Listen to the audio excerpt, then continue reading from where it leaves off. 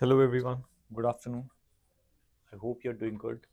In this session of economics, again, we have come up with another theme that's again very relevant for the UPSC examination out there, especially when it comes to GS3 examination out there. And you can use this content even in your GS1 examination and essay paper as well, and your essay paper as well. So, what's the theme? Again, the theme revolves around what we called as the theme revolves around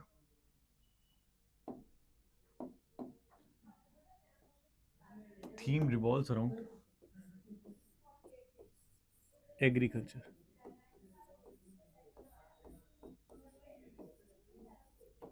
Theme revolves around agriculture. As in previous sessions as well, we have discussed the problems that's been associated with the farmers. Discussed the problems that's been associated with the farmers. Again, okay. Now, if we say that associated with the farmers, as we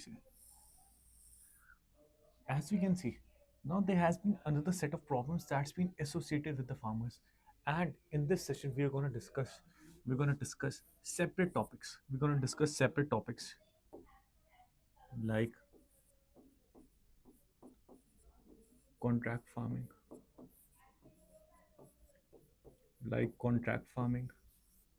NAM,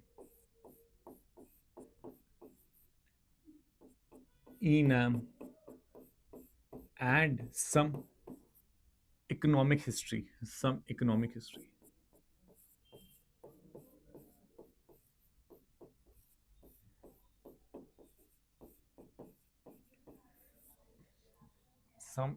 history out there. Okay, we're going to discuss these themes in this lecture. Let's begin with the economic history because that's a very relevant theme when it comes to your UPSC examination. Economic history. We are not going to discuss the history out there, we discuss the economics that was prevalent in that period of time. So, if we talk about, let's say, if we talk about 19th century economics, 19th century economics. I hope you know a bit about history as well, modern India history. 19th century. The first half of 19th century was marked by decline in handicraft industry. India was prominent in handicraft industry, but the first half of 19th century was described with nothing but a decline of handicraft industry.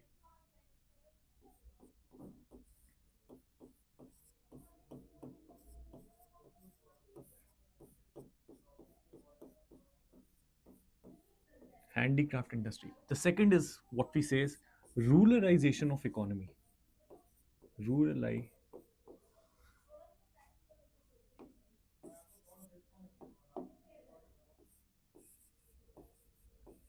ruralization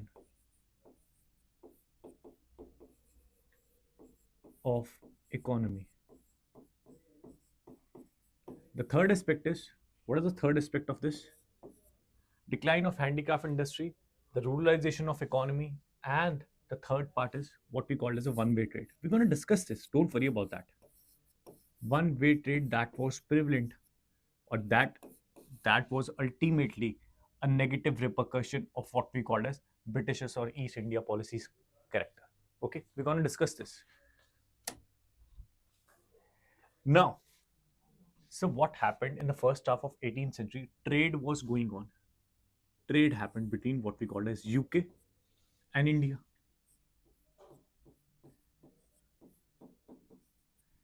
Because it is a period that's been marked by the first half of 19th century, you can imagine that industrial revolution was going on in UK. Industrial revolution was going on in UK, and they were producing what we call as cheap machinery goods. Cheap machinery goods.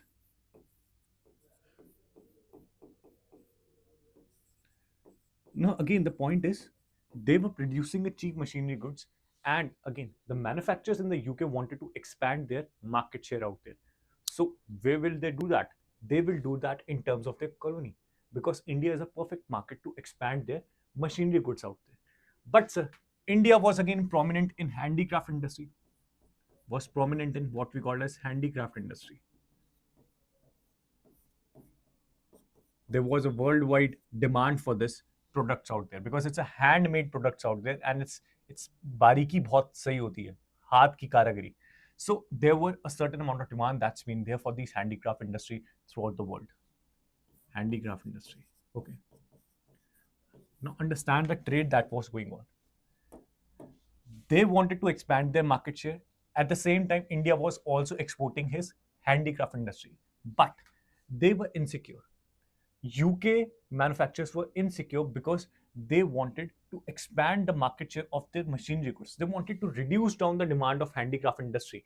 They say, okay, in UK, we're gonna sell only machinery goods out there, only cheap machinery goods out there. We want to reduce down or eliminate any sort of handicraft industry products that were coming from India. At that time, a colony of what we called as UK. So there was a colonization, as you know, colonization. So what's happened? UK started exporting these machine-made goods to India. Started exports. So exports. Okay, because they wanted to expand their market share. India was also exporting its handicraft industries. Okay, India was also exporting its handicraft industries out there, products. But, what did UK government did?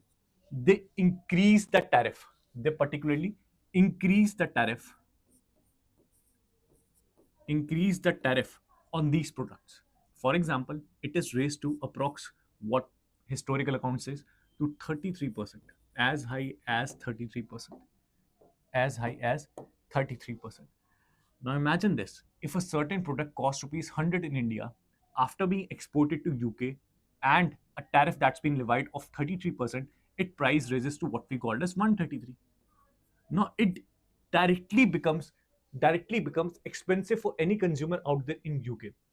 As soon as you raise the price of a certain product out there, it's gonna be it create a dent on that product because it will ultimately reduce down the demand of that product in UK. Reduce the demand of that product in UK. This exactly this is happened. Exactly this was happened. The demand of Indian products and handicraft products started declining because of the high tariffs. But India was not in a position to levy this tariff on these exports because it was a colony of UK. So it is nothing but a one-way trade out there. One-way trade where the conditions of trade were set up by UK. Where the conditions of trade were set up by UK. This was one of the conditions why handicraft industry started declining in first half of 19th century out there. Started declining in first half of 19th century. First half of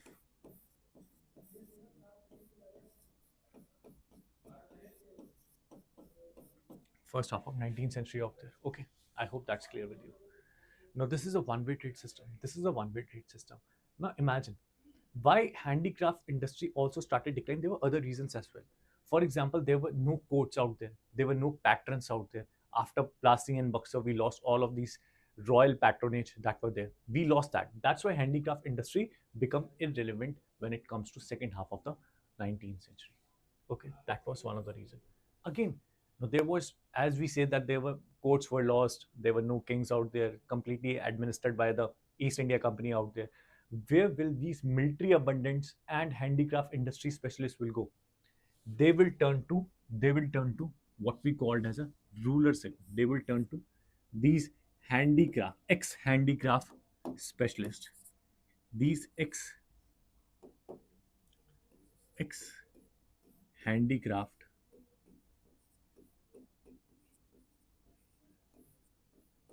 specialists. These ex-handicraft specialists and these ex-handicraft specialists and this multi-abundant man's ex-multi-abundant ex-multi men's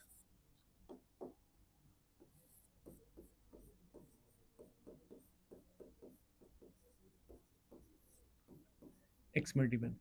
They they shifted themselves to what we called as a rural India and started rural areas and started what we called as the major profession of rural India called agriculture.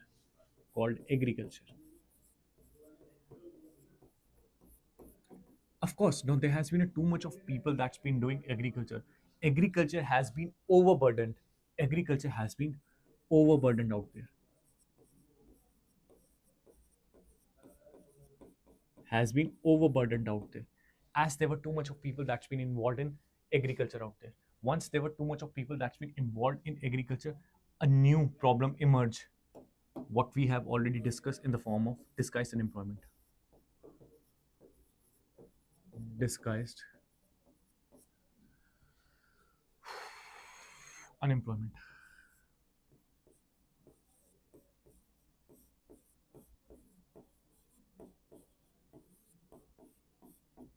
Disguised unemployment. Disguised unemployment is nothing but what we call when marginal productivity reaches to zero. When marginal productivity reaches to zero. What's marginal productivity? By employing one more member, the output still remains constant out there. The output still remains stagnated. So, an example, I'll give you an example for this. If four members are working in a farm and they are producing what we call as 10 kg tomato, what we call as 10 kg tomato, if you employ another member out there, the output still remains constant. Output still remains constant. What we symbolize with K in economics. Why? Again, this seems to be a person, this person seems to be working, but in reality, the output remains constant. This is nothing but what we call as disguised unemployment, where marginal productivity is zero, which is also considered to be a hidden unemployment.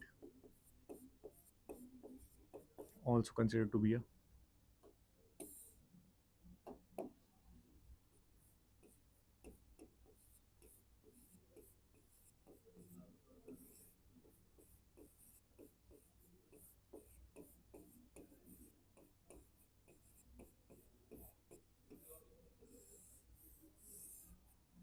which is also considered to be a hidden unemployment. I hope you got this.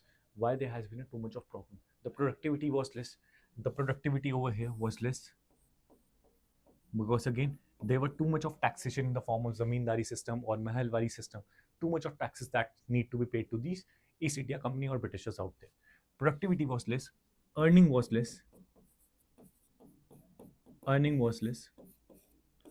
So it was nothing but a miserable situation that was created in the economy. A miserable situation. Miserable situation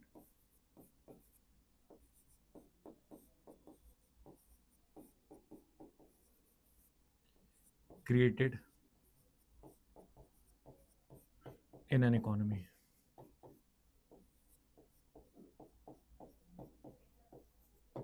Okay. I hope that's clear with you.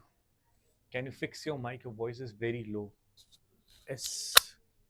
Hello, hello, hello. Just reply me if it's okay. Hello. Is it just let me know if it's yes, can you please reply if it's okay or not? Hello, hello, hello, hello. Hello, hello, hello. So I fixed this. I hope it's clear for you. I hope it will be clear for you. Okay. So as we were saying, there were ruralization system. A lot of people got engaged in agriculture after the mundane, after these ex-military men or these handicraft specialists that were there. It will lead to what we call as a miserable situation created in a particular economy because they were not earning that well. They were not earning that well. Now we have studied that there was a one-way trade. Handicraft industry got destroyed because too much of tariffs were levied on this. And as you can even apply this concept in the present day moment as well, because there has been a tariff conflict that's been going on between US, India, and the third trio is China. Okay, this is a one chart. Another thing, after too many people got employed in agriculture, it became our nation became what we have. Our nation developed something called what we have surplus of food grains, surplus of surplus of food grains or what we call raw material. We have created a surplus of raw material out there.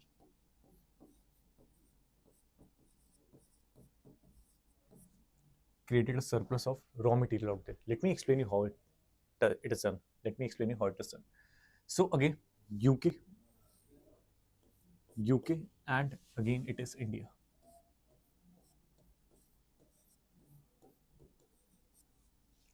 UK and India out there.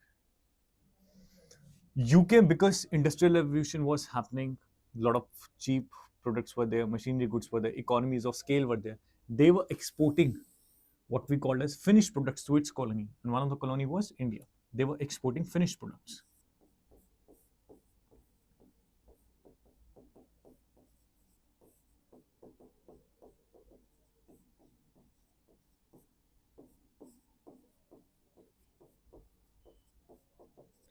To India. And India, because of ruralization, there were a lot of people that was involved in agriculture. They become a hub of exporting what we called as a raw material. Exporting raw material.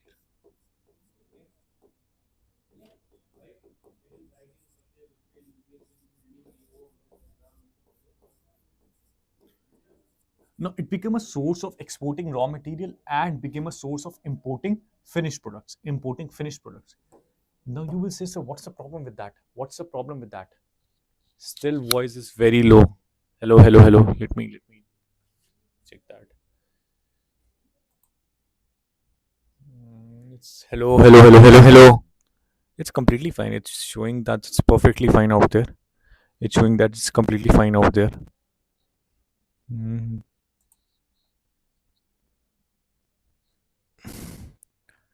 okay. Let's continue with this. Okay.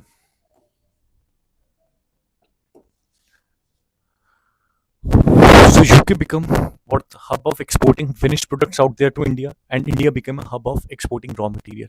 Now you will say, what's the problem with that? India is still exporting. No, the problem is that India became a source of raw material for the rest of the world. So if I give you an example for this, if India exports what we called as food grains out there, UK uses that food grains and export what we call as bread. Now it's a common sense out there. What's more expensive, food grains or bread? Of course, it's bread. Hello, okay. So again, India become a hub of exporting raw material called food grains out there, and UK become a hub of exporting finished products out there. So for example, India export food grains, UK uses that food grains and produce a finished good out there and export bread to the India. Now you yourself is intelligent out there. You know what's a basic sense out there. When you compare the food grains and the bread out there, you can see that bread is more expensive. That means UK is again earning more as compared to India. This is nothing but it's a called as drain of wealth. It's called drain of wealth. The term coined by Dadabhai Naroji. Drain of wealth. The term coined by Dadabhai Naroji. Okay. As you can see, because India was a colony of UK set the standards. UK set the standards that how trade's gonna run, and they maximizes profit. They maximizes the profit from the state. Maximizes profit from this trade.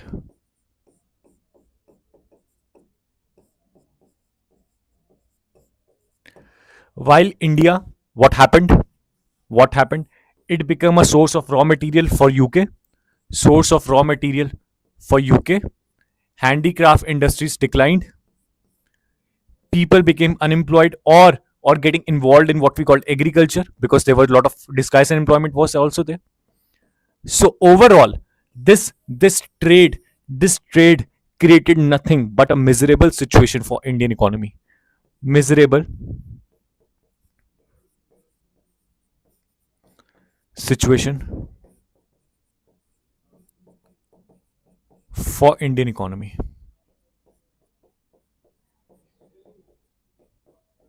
This happened during 19th century. This happened during 19th century. That's the economics you should know while preparing for UPSC examination, while preparing for the mains examination. That was nothing but a brief that you need to introduce. Again, that's more than relevant as a content because you're only gonna get 2 pages to write down the answer. Out there. Again, that was 19th century. Let's come to what we call as 20th century. Let's come to what we call as 20th century. 20th century marked by the philosophy of economics. By the philosophy of economics. marked by the philosophy of economics.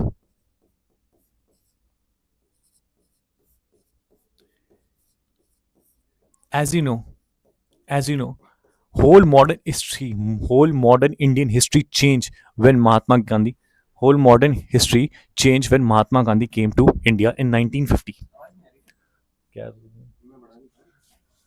Philosophy of economy. Whole modern history changed when Mahatma Gandhi came into picture during 1950.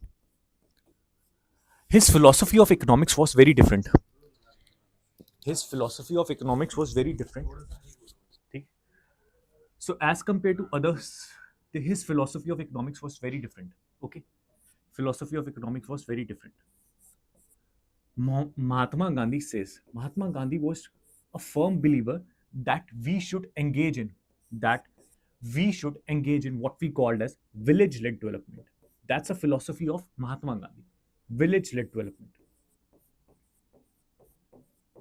He was a firm believer in that. He says, okay, don't worry about that. Don't think about the big manufacturing companies that need to be set up. You only have to think about the village-led development.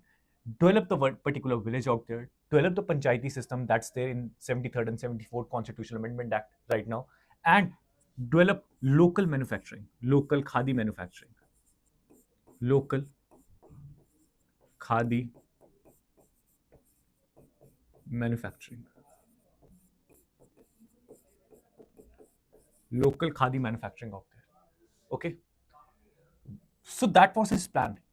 He was against the big manufacturing companies out there. He was again not very supportive of what we call the capitalism system out there. That was his major thing. Okay, develop a local manufacturing setup, set up that in village, and create what we call as sustenance or living, sustainable living, or what we call as self-reliant work. His main mantra was to work to fulfill your own needs. Okay, work to fulfill your own needs. Don't produce for the too much for the economy out there. Okay, do certain amount of business, but that should be enough to feed your stomach. It should not be prominent out there. It should not be that you should become a what we call as a capitalist out there and earn too much of profit over and over again. Be self-reliant, earn enough that is suitable for your family out there. That was his philosophy. But if you compare that with what we called as Nehru, our first PM, he was a pro-socialist. He was a pro-socialist.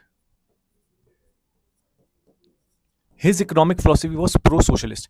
In 1928, he visited what we called as USSR, the present-day Russia and all these stuff. And he saw, oh, USSR was doing a fantastic job in terms of socialism. He became a socialist on that day and bring that ideology to India. For him, he was a firm believer that we should develop heavy industries.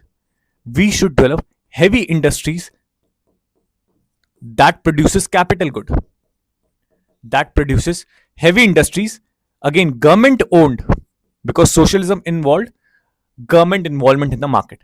Government owned heavy industries, government owned heavy industries, government owned, and that to lead what we call as to produce capital goods out there.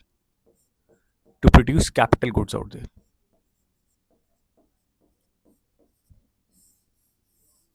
So capital goods is nothing but finished goods are of two types. Finished goods are of two types. One is consumption good and another is capital good.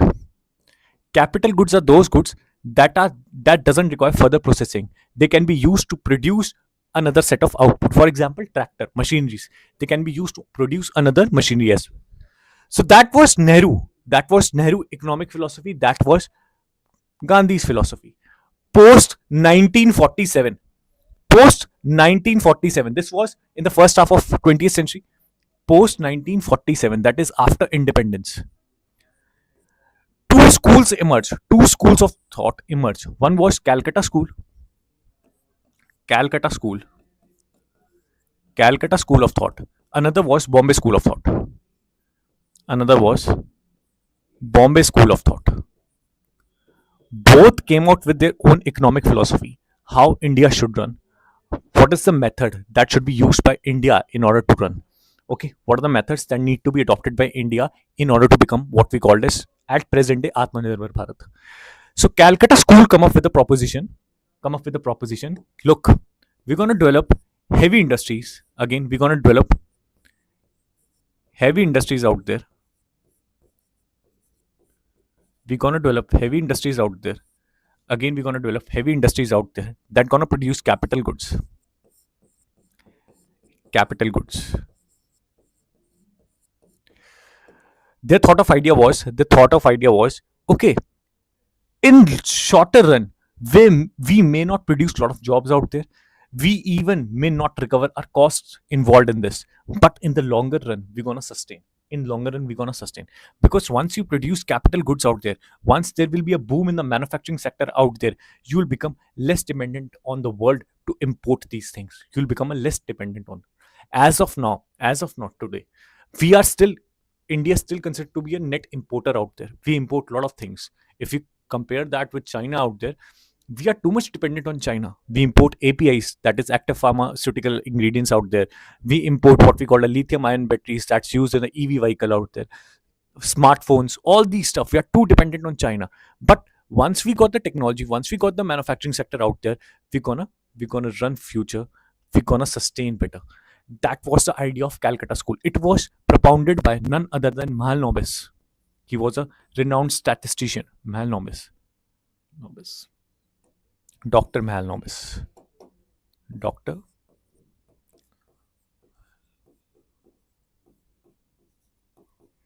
Nobis. That was the idea. So the idea was simple. Okay, we're gonna set up a big industry. Let's say industry is nothing but a steel industry out there. Steel industry.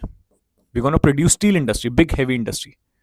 Now, as you can see, steel is not directly consumed. It needed to be converted into something else in order to get produced or consumed out there. So this steel will go and used in the what we called as a tractor industry. Steel will be used in tractor industry.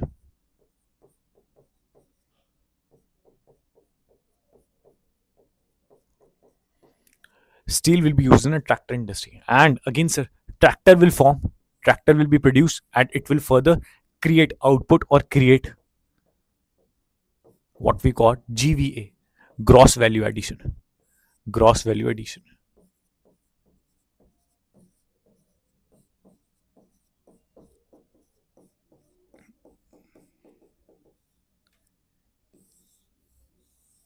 That was the thought that was associated. That was the thought that was associated with the Calcutta School of Thought. That was the thought that was associated with the Calcutta School of Thought.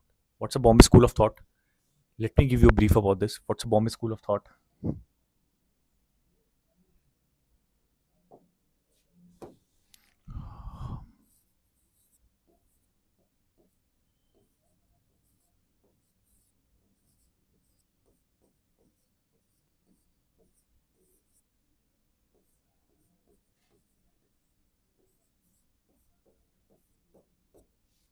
What's a Bombay School of Thought? Bombay School of Thought propounded that we need what we call the consumption goods. Forget about the heavy industries out there. It's not going to produce any immediate benefits out there in the economy. What we need is a production of consumption goods or wage goods. Production of consumption goods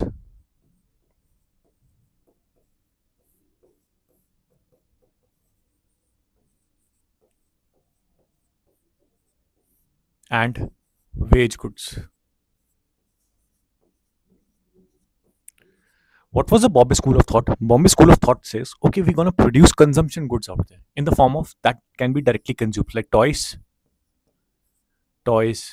soaps, detergent. We're gonna produce these stuff out there. We're gonna produce these stuff out there. Consumption goods. Why? Because in immediate sense, this will boost what we call as a local entrepreneurship. Local entrepreneurship. and to some extent this will produce local entrepreneurship. And another, this will boost consumption. This will boost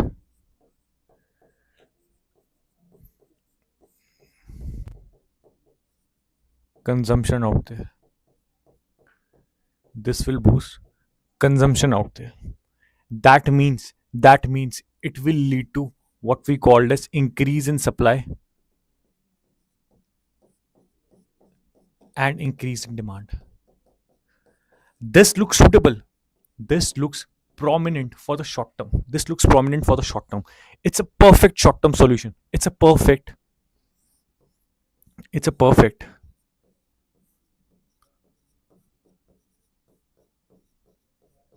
short term solution.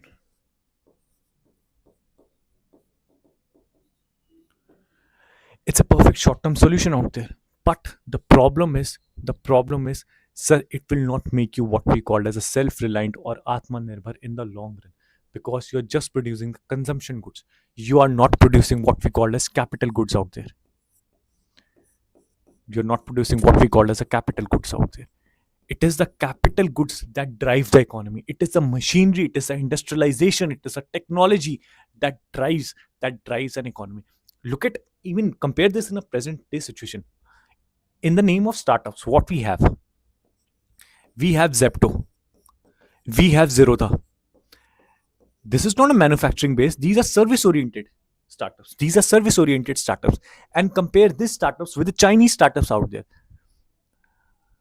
Amit, I'm perfectly fine. I hope you're good. Compare this, Zepto and Zerodha. These are present day what we call as startups out there. Compare this with Chinese. They are far ahead as compared to India out there.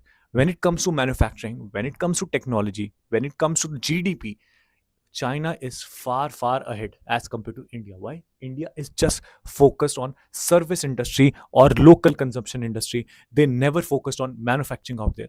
The contribution of manufacturing is way too less as compared to what we called as a service industry out there. A an economy that is not driven by industrialization. Look at this Bimaru states out there. What we called as a Bimaru states. Look at the condition of Bihar. You will find every second youth in Bihar is preparing for the government services. Why? You know why? There has been no industrialization out there. There is no manufacturing. There is no jobs out there. That's the condition of Bihar out there. That's why they are preparing for the government jobs. That's why they are preparing for the government job. So Bombay School of Thought says, okay, we're gonna develop consumption good. It's a perfect short-term solution, but in long run, again, you're gonna depend on lot on imports out there. Lot on imports. And when you're too dependent on imports, your forex are at risk. Your forex at reserves are at risk, because then you require a lot of forex reserves. At this moment, we have around current $670 billion forex, approx $670 billion. That's how things work. Amit, history class नहीं होगी sir आज. I think it will happen but कब होगी I don't know about this. May be मैं शायद Aditya sir से एक बार पूछ लूंगा कब होगी, and we let you know about this. हो जाएगा वो. आपको चैनल पे आप जाएंगे एंड यू विल फाइंड कि कुछ अगर उसमें शेड्यूल होगा तो इट विल हैपन. अदरवाइज देखेंगे क्या होता है. ठीक है. So that's the stuff it is about. So you will think, sir, in economy after 1947, what we adopted, is it the Bombay School of Thought or is it the Calcutta School of Thought? I would say, sir, we adopted Calcutta School of Thought. We adopted Calcutta School of Thought. But you will say, okay, sir, we adopted Calcutta School of Thought. It was a long-term solution. It was more efficient as compared to Bombay School of Thought. I would say, yes, it is. But still, it failed. You know why it failed? Because these heavy industries were nothing controlled or regulated by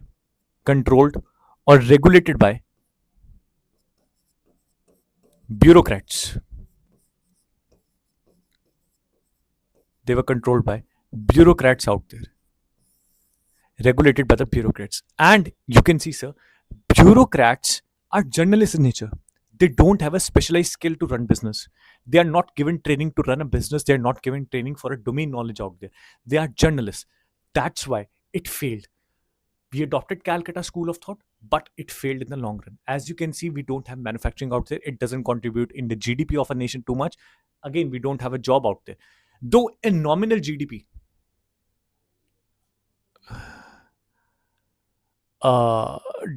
devil इलक्स sir मैं MA करना चाहता हूँ, इसके entrance के बारे में कुछ बताइए. Just give me a moment. Okay, so we adopted, it failed out there. That's the story till what we called as a second half of 20th century. Okay, devil आपको अगर एमए करना है तो आपको एंट्रेंस एग्जाम देना पड़ेगा, what we called as CUET PG, post graduate के लिए इकोनॉमिक्स में. And the best universities to do MA in economics is first is Delhi School of Economics, that is again Delhi University. Second is ISI, Indian Statistical Institute. The third would be JNU. These are the top three brands from which you can do your masters in economics. These are the top three brands from which you can do your masters in economics. Even the fourth would be IFT Delhi, Indian Institute of Foreign Trade. It has its separate entrance exam. IFT Delhi. These are the four good colleges from where you can do your masters out there. It has huge potential. Trust me, masters in economics has huge potential. Be it teaching, be it statistician, or be it data analytics, you will get to know a lot about economics out there. It's one of the most sought after courses out there and most important subjects that will pay you. Apart from your BTech computer science, there is something called MBA in finance and economics. It will pay you good out there. It will pay you good.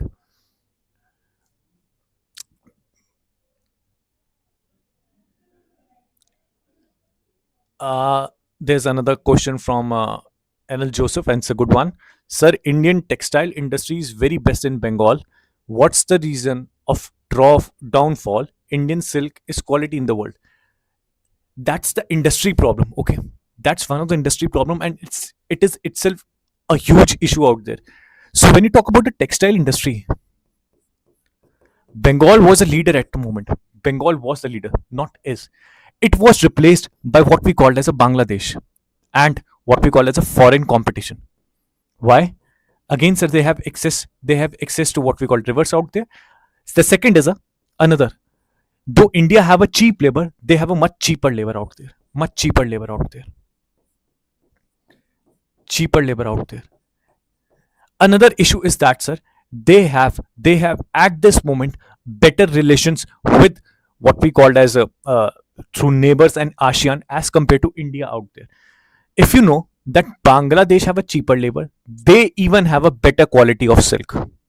Better quality of silk.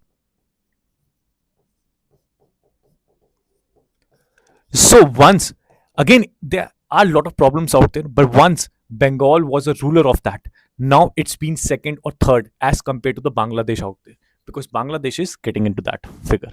Okay, I hope that's a downfall. There has been a separate issue out there why Indian textile industry is not at par with other things at this moment. Once it was a beast, now it's not. Now it's not. It's very unfortunate. Another is the, sir, what we called as there has been a reasons like Industrial Disputes Act, various acts of manufacturing sector. Industrial Disputes Act 1947.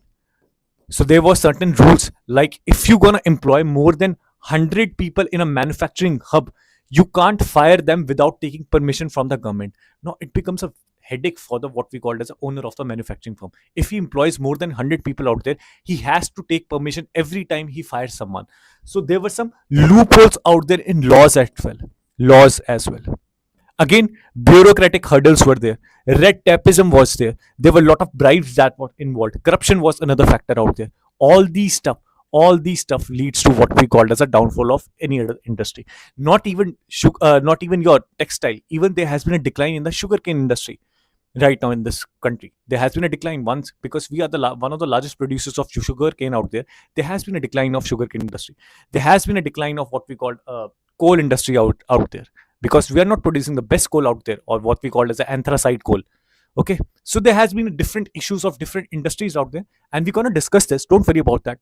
We'll pick up a separate industry out there, and we're going to discuss each and every industry separately. What are its pros, what are their cons, what are the solutions, what the government is doing, and we're going to discuss that, because the question has been asked not in GS3 but GS1 geography out there. There has been a separate issue that's been explicitly mentioned about the industry's problem out there, so you got to learn about that. We're going to discuss it. Don't worry about that. Now the problem is we adopted Calcutta School of Thought. We adopted Calcutta School of Thought, but it failed heavily because of bureaucratic hurdles out there. Okay, that's the 20th century.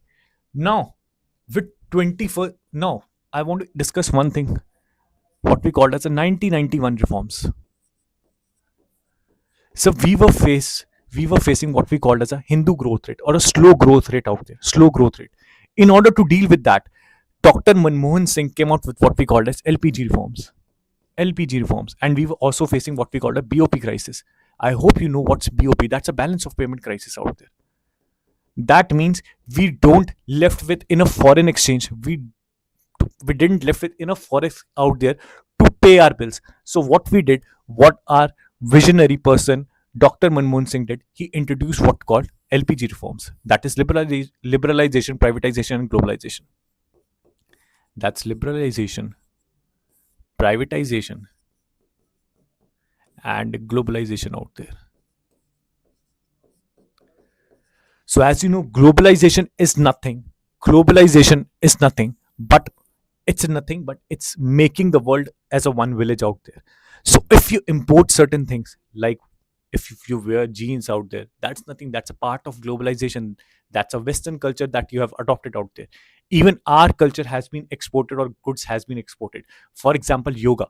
Now, yoga has been performed in a lot of the countries out there. Our goods are also exported. There has been a huge demand for basmati rice that we consume out there. So this is nothing but a globalization. Globalization is not only for the export and import of goods, it also leads to what we call as export and import of culture. Import of culture. So if you binge watch certain series out there in Netflix, so if you binge watch what we call a Squid Game out there, that's a Korean product out there. That's a Korean product. So you're importing the culture out there. If someone US watches Shah Rukh Khan movie out there, that means he's importing what we call as Indian culture out there. Okay, if you're wearing the Western clothes out there, that's again what we call importing our culture from Western world out there. So this has lead to what we called as cosmopolitan region, cosmopolitan cosmopolitan world, cosmopolitan world. That's globalization. Again, as you export certain things, you will gain certain things. As you export your product, you will gain what we called as forex reserves, foreign exchange, forex reserves. And we were facing BOP crisis right in 1991. So in order to avoid this, LPG reforms came, especially globalization, which helped to increase forex reserves out there, which helped to increase the forex reserves out there. Second is called privatization. So right in the second half of the 20th century, lot of, as we adopted a Calcutta school, it was government owned. If you want to start your own business, you need a particular set of license out there. Again, to get those license, you need to pay a huge bribe out there, huge bribe. There was no private sector involved, only government was operating the things. But after 1991 privatization came, there was what we called as, led to a crowd in of there was what we called as a crowd in of private sector.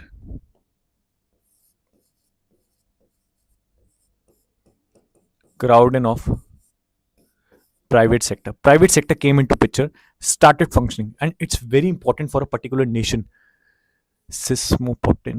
Cosmopolitan. Any Joseph, cosmopolitan means, if I have to explain this in Hindi also, cosmopolitan means पूरे जहान की चीजें आपके कदमों में है. There has been a mix of everything out there. If you're living in Delhi, you'll get the culture of Australia, you'll get the culture of US, you'll get the culture of UK, Korea, etc. That's a cosmopolitan. The world is one. The world is a one village out there. That's the meaning of cosmopolitan. Okay, that's the meaning of cosmopolitan out there. Crowding in of private sector. It's a very important thing. So as you can see, the government sector don't create enough jobs out there. There are lack of what what we call as a vacancies out there. If you can look at even UPSC or any other government examination, there has been a lack of vacancies out there. Government is not producing too much of jobs. It is the private sector that creates job. But the point is, private sector create jobs based on skill. Based on skill. If you have skill, you will get a private sector job. If you don't have a skill, you will not get any of the jobs out there, especially in this modern era. Especially in this modern era out there. Crowding of private sector. After 1991, it led to a private sector invasion. As a result, job increase, profit increase, everything increase. Now this liberalization, we freed up. Liberalization, that means freeing up. We started importing things at less tariffs, as less tariffs or custom duty, what we call it as. These are the three things that opened up our economy, in a way better manner. In a way better manner. Again, it led to the revival of Indian economy out there. It led to revival of the Indian economy out there. It is a result of LPG reforms. It is the result of these LPG reforms that we are the fourth largest economy at this moment. Fourth largest economy at this moment. Right after US, China, Germany, fourth is India. But again, in terms of nominal GDP, at present moment, we are still facing lot of issues. I'll explain certain, or I'll give you examples of these certain issues. We're going to discuss these issues next in a next session out there, or in a session by session, because these are issues that need to be discussed in a separate lecture. So I'll give you example for that. For example, there has been an issue of what we call as jobless growth.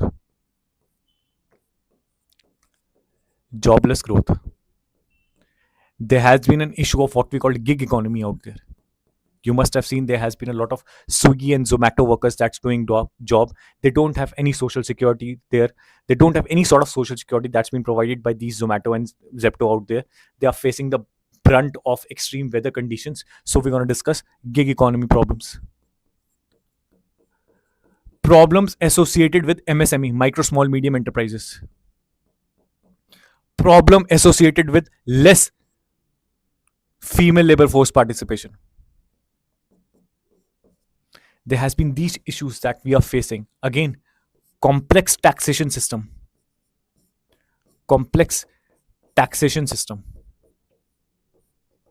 Adherence to GST is another complicated thing out there. Complex taxation system. What else? Again, no manufacturing or decline in manufacturing.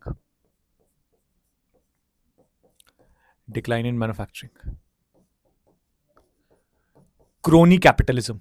What's crony capitalism? If I have to give a brief about this, crony capitalism is nothing but a bound or a stronghold between capitalist and the government out there. Take an example. If Ambani and Adani are there, if Ambani and Adani says to government, okay, do this sort of policy or bring certain amount of this policy out there, government will do that.